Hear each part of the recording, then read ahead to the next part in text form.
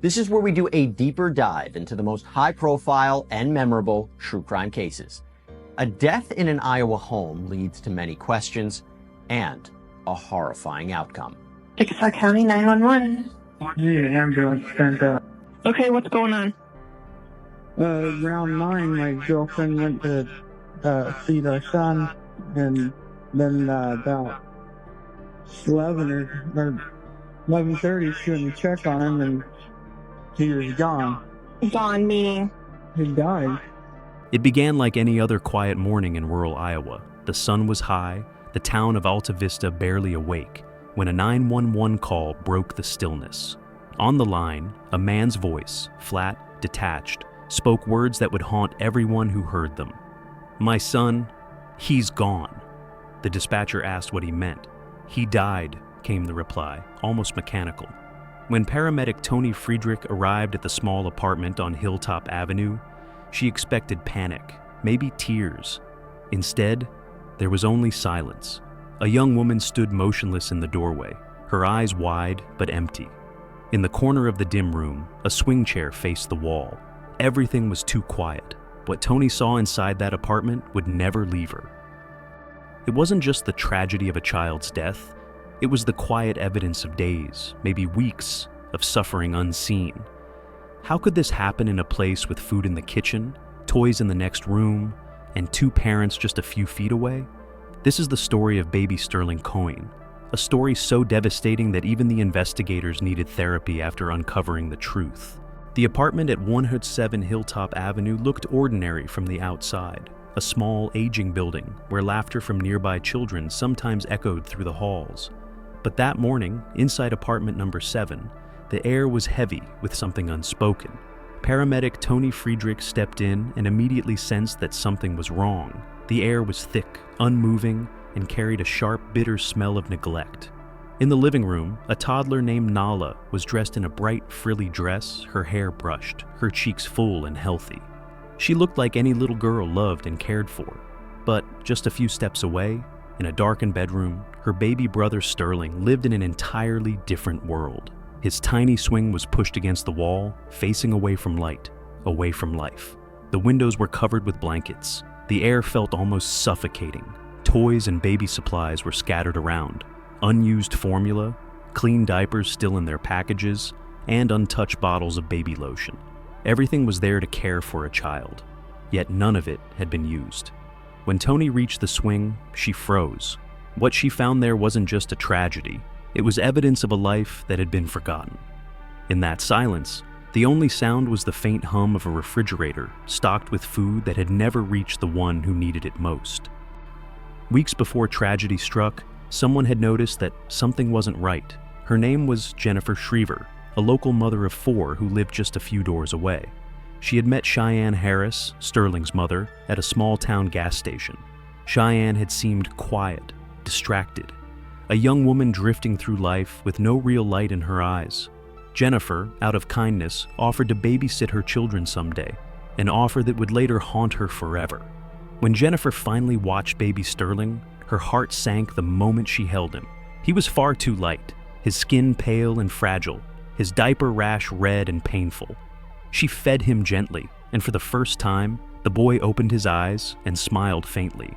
In those few hours, she did everything a mother should: fed him, changed him, held him close. Sterling came alive in her arms, as if remembering what love felt like. But after that, Jennifer was never asked to watch him again. Weeks passed. She saw Cheyenne outside once or twice, but never with the baby. Then one night, during a storm, Cheyenne stood outside talking, while Sterling was left alone inside. Thunder crashed, rain poured, yet the baby's cries went unheard. Jennifer would later testify that she had felt something was wrong, but she never imagined how wrong it truly was. It was August 30th, 2017, a hot, still afternoon in Alta Vista. Inside apartment number 7, the air was heavy, stagnant, and silent. Around 1 p.m., a call came through to the county dispatcher. On the line was a man named Sterling Koehn, Sterling's father. His tone was eerily calm. "My son's gone," he said. "He's dead." Paramedic Tony Friedrich was the first to arrive, driving just 2 miles to the scene. She expected chaos, a mother crying, a father pleading for help. Instead, she found two parents standing quietly by the door. No panic, no visible grief. The young mother, Cheyenne Harris, clutched her 2-year-old daughter, Nala, while Zachary looked on, expressionless. Tony walked past them into the back bedroom. The stench of ammonia and decay hit her before she even reached the crib. Except there was no crib, only a small baby swing turned toward the wall. She flipped on the light. In that instant, time seemed to stop. The baby inside was cold and still, dressed in stiff, soiled clothes. His little fists were clenched, his eyes half open as if frozen mid-dream. Tony touched his arm. It was cold and rigid. There was nothing she could do. She stepped back, heart pounding, realizing she hadn't just walked into a death. She had walked into weeks of silent suffering. Outside, the little girl Nala laughed and played in a bright dress. Inside, just feet away, her baby brother had died alone. When police entered the apartment, they knew immediately that this was no ordinary tragedy. The smell of rotten urine clung to the walls. Officer Jason Rassel described the room as 10 degrees hotter than the rest of the home. The windows sealed by thick blankets, the air unmoving. On the floor beneath the swing lay a blanket soaked with bodily fluids. Nearby, boxes of untouched diapers and baby formula sat unopened. Silent proof that this was never about poverty, but about choice. The autopsy conducted the following day by Dr. Dennis Klein, the Iowa State medical examiner, revealed the horror that words can barely contain. Sterling had died from malnutrition, dehydration, and severe infection. He weighed only 7 pounds, less than many newborns. His small body showed signs of prolonged neglect. His skin had broken down from sitting too long in the same position. Infection had entered his bloodstream. Forensic experts studied everything, even the insects found near him. Dr. Tim Huntington, a forensic entomologist, analyzed the life cycle of the flies present in the swing. His conclusion stunned everyone. The baby's diaper had not been changed for 9 to 14 days. There were no signs of sudden illness, no medical emergency. Instead, there was evidence of deliberate indifference, a slow death in silence. The refrigerator had been full of food. There were clean clothes and formula. The family had means, but not mercy. The findings painted a portrait not just of neglect, but of cruelty through absence. A child erased one day at a time, while the world outside kept turning. In a town as small as Alta Vista, it's hard to imagine that such suffering could go unnoticed. But the truth is, people had seen pieces of the puzzle. They just didn't know what they were looking at. There was Jordan Clark, a friend who often visited the apartment to use drugs with Zachary and Cheyenne. He would later testify that he had no idea a baby even lived there.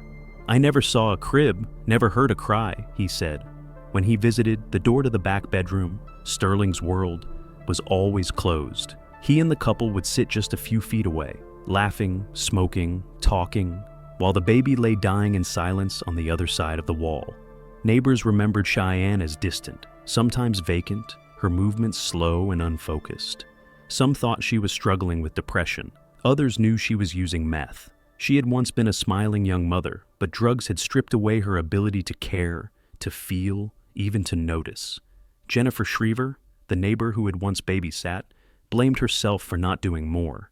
She had seen the signs, she said, but never imagined how bad it was. "If I'd just gone to check," she told investigators through tears, "maybe he'd still be alive." But Sterling had already become invisible, even to the people who should have loved him most. When the case finally went to court, the community of Alta Vista sat in stunned silence. Reporters filled the courtroom, parents clutched their children, and even seasoned prosecutors struggled to hold back emotion. The charges were clear: first-degree murder and child endangerment resulting in death. The evidence was overwhelming. Photos from the scene showed untouched baby formula, piles of clean diapers, and a refrigerator full of food.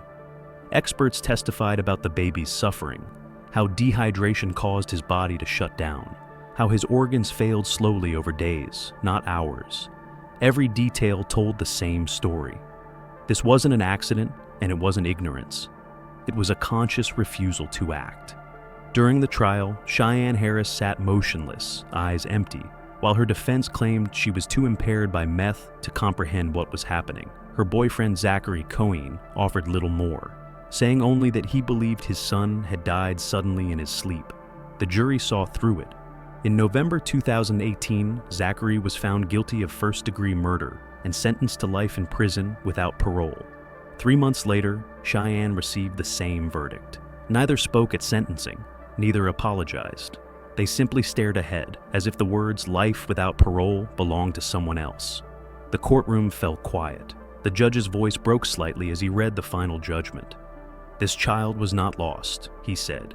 "He was left behind. Sterling Daniel Koehn lived only 121 days. He never took his first steps, never said his first word, never got to feel the warmth of a family that saw him. For most of his short life, he lay in the same small corner of a dark room, unseen by the world outside." After the verdict, reporters asked what justice really meant in a case like this. Could any sentence balance what had been lost? The prosecutor said quietly, "We can't bring Sterling back, but we can make sure his story is never forgotten." And so it was told again and again, not as entertainment, but as a reminder. In prison interviews, Cheyenne Harris would later admit that drugs had destroyed her. "If I hadn't been high, it never would have happened," she said softly, eyes hollow. "I was not a good person when I was on meth." But her words came too late for the child who had once reached for her voice. Today, the apartment on Hilltop Avenue stands empty. The laughter of one child once echoed there. The silence of another still lingers. Sterling's story is not just about cruelty. It's about blindness, about how easy it is to look away when something feels uncomfortable. Somewhere, right now, another child might be crying in the dark, unheard. If you're watching this, let Sterling's memory be more than sadness. Let it be a warning that love, vigilance, and compassion are not optional, because every child deserves to be seen, every child deserves to be safe, and no one should ever suffer in silence.